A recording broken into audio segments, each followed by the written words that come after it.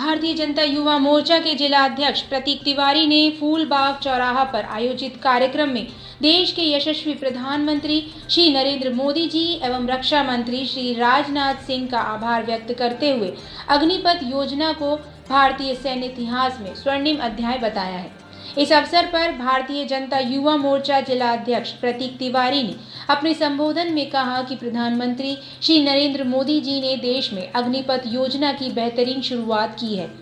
इससे युवाओं का सेना में भर्ती का सपना पूरा होगा। उन्होंने कहा कि अग्निपथ योजना से देश के युवाओं को लाभ होगा तथा यह योजना देश के युवाओं को अग्निवीर बनाने की दिशा में महत्वपूर्ण कदम है। चल तो रही है करो यार क्या यार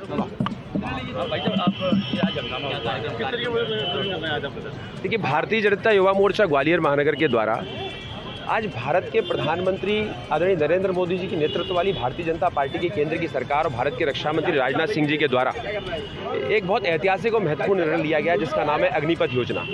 ये अग्निपथ योजना वह योजना है जो पूरे देश भर के युवाओं को सेना के साथ जुड़ने में एक बड़ा महत्वपूर्ण प्रयास करने वाली है। देश भर में 17 से 21 वर्ष के वे युवा जो कि जिनके अंदर उत्साह है, उमंग है और एक जज्बा है सेना के साथ जुड़ने का, माँ भारती के साथ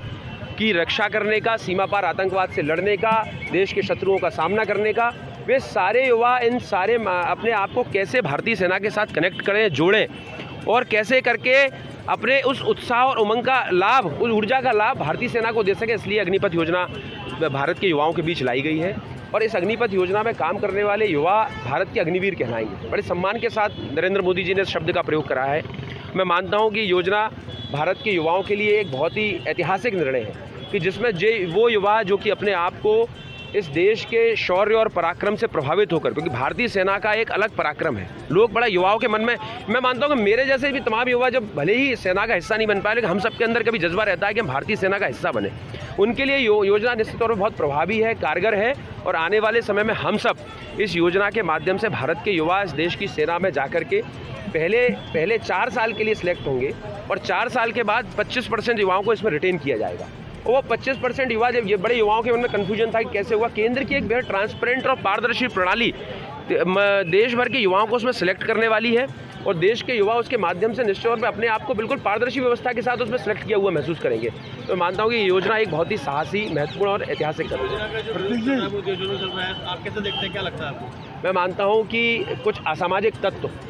युवाओं के साथ इस बात को युवाओं के कंधे पर बंदूक रख के चलाना चाहते हैं। भारत का युवा, ग्वालियर का युवा, मध्य प्रदेश का युवा भ्रमित नहीं है, वो देश की रक्षा करना जानता है। अगर आप सोचिए, वो तो स्वयं सेना में जाना चाहता है।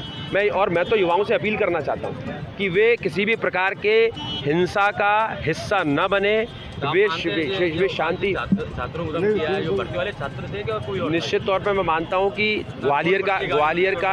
का जो युवा है जो सेना में जाना चाहता है, वो बहुत संवेदनशील है, बहुत समझदार है और वो देश के हितों की रक्षा करना जानता है। परंतु कभी कभी निश्चित तौर पे कोई असामाजिक तत्व युवाओं के पीछे खड़े हो जाते हैं जो इस प्रकार की गतिविधियों का अंजाम देने का प्रयास करते हैं। हम हमेशा से कहते हैं, आप भी इस बात को समझते हैं मीडिया के बंधु, लेकिन मैं इस बात का पुरजोर समर्थन करता हूँ कि देश